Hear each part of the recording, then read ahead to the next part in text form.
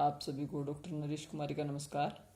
आज की इस वीडियो में हम पाठ योजना दैनिक पाठ योजना की रूपरेखा का भाग 2 जो पहली वीडियो में शेष रह गया था उसको पूरा करेंगे।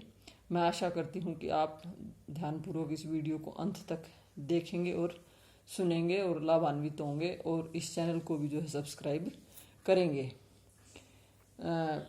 देखिए, पाठ योजना के विषय में मैंने कुछ महत्वपूर्ण बिंदुओं पर जो है पहले भी प्रकाश डाला था। थोड़ा सा मैं एक बार फिर से मैं दिखा देती हूँ कि पहली पाठ योजना इस तरह से बनाई थी। उसमें मैंने जो सामान्य जानकारी दी थी, छात्र अध्यापक का नाम, अनुक्रमांक, दिनांक, कक्षा, विषय, उपविषय, कालांश और औसत आयु के बारे में बताया था। फिर मैंने विषय वस्तु विश्लेषण के बारे में, फिर सामान्य उद्देश्य, विशिष्ट उद्देश्य और सामान्य सहायक सामग्री और विशिष्ट सहायक सामग्री, अनुमानित पूर्व ज्ञान और पूर्व ज्ञान परीक्षण, और फिर उसके बाद मैंने बताया था कि जो है जब हम समस्यात्मक प्रश्न को जो पूछते हैं और बच्चा निरुत्तर हो जाता है, वहाँ हम बच्चे को बताते हैं कि अच्छा बच्चों, आज हम ये पढ़ेंगे। और उसके बाद जो है छात्र अध्यापक या अध्यापक जो है अपने उपविषय की घोषणा करता है कि आज बच्चों हम क्या पढ़ेंगे, उस टॉपिक का नाम बताएंगे कि आज हम संज्ञा के विषय में पढ़ेंगे या कविता भी जो पढ़ेंगे, जो भी जिस विषय को पढ़ा रहा है उसका। और उसके बाद ही जो है यहाँ उपविषय का नाम भरा जाता है। ये बात मैंने कल बताई थी। और आज जो है उसके बाद फिर छात्र जो है उपविषय की घोषणा करने के बाद प्रेजेंटेशन या प्रस्तुतिकरण जो है करता है। यहाँ छात्र अध्यापक लिखेगा कि छात्र जो भी विधि अपनाता है, आगमन निगमन विधि या उस विधि से पाठ का प्रस्तुतिकरण करता है। अब उसके बाद जो है हम उत्तर पुस्तिका में इस तरह से जो है एक कॉलम बनाते हैं। और यहाँ जो है सबसे पहले कॉलम में शिक्षण बिंदु, फिर छात्र अध्यापक क्रियाएं, फिर विद्यार्थी क्रियाएं और चॉक बोर्ड कार्य। अब शिक्षण बिंदु में क्या लिखा जाता है, जो भी टॉपिक पढ़ाया जाता है उसके मुख्य बिंदुओं को पढ़ाया जाता है, लिखा जाता है। अच्छा, छात्र अध्यापक क्रियाएं, जो प्यूपल टीचर पढ़ा रहा है उन क्रियाओं का यहाँ जो है उन क्रियाओं को यहाँ लिखा जाता है। विद्यार्थी क्रियाएं कौन सी होती हैं, जो क्लास में जो स्टूडेंट बैठे हुए हैं वो क्या करते हैं, उन क्रियाओं का यहाँ अंकन किया जाता है। और यहाँ चौक बोर्ड कार्य। अब देखिए, यहाँ कुछ पहले शामपट जो है कार्य लिखा जाता था। आजकल जो है शामपट मतलब एक शाम का अर्थ होता है काला।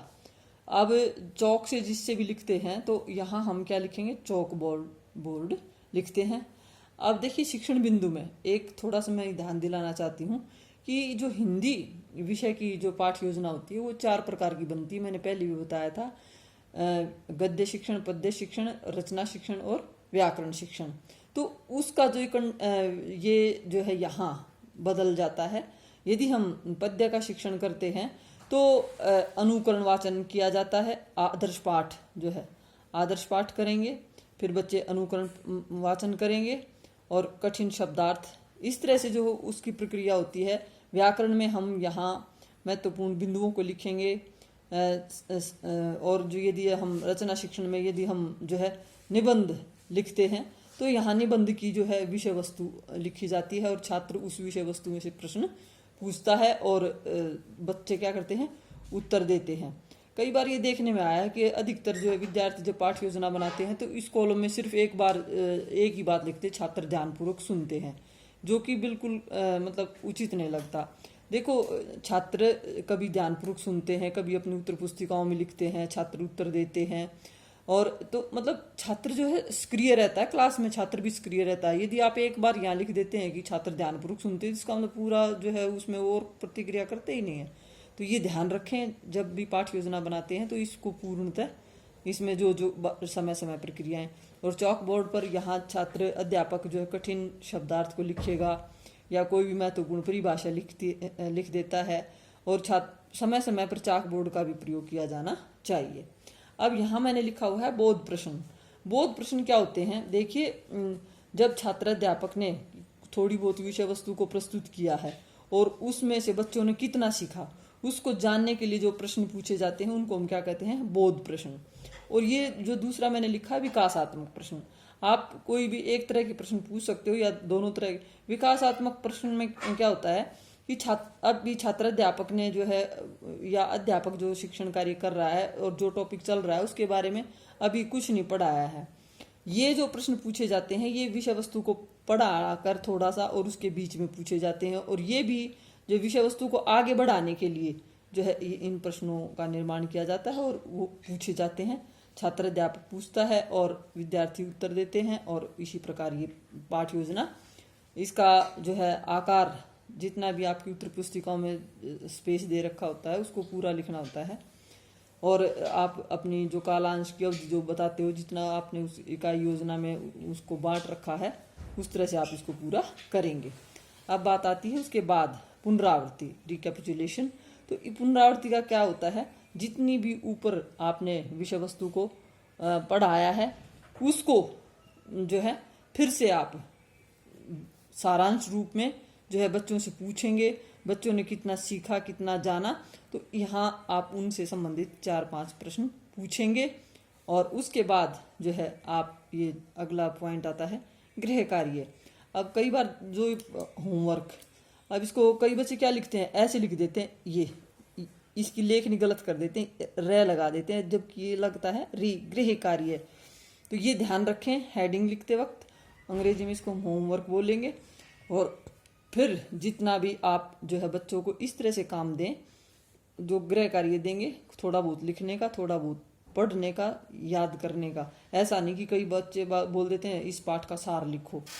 तो ऊपर जो विषय वस्तु पढ़ाई है उससे संबंधित सभी तरह के प्रश्नों का निर्माण करके आप उसको होमवर्क देंगे। और फिर लास्ट में रहता है, अंत में जो लिखा जाता है, निरीक्षक हस्ताक्षर, सुपरवाइजर सिग्नेचर।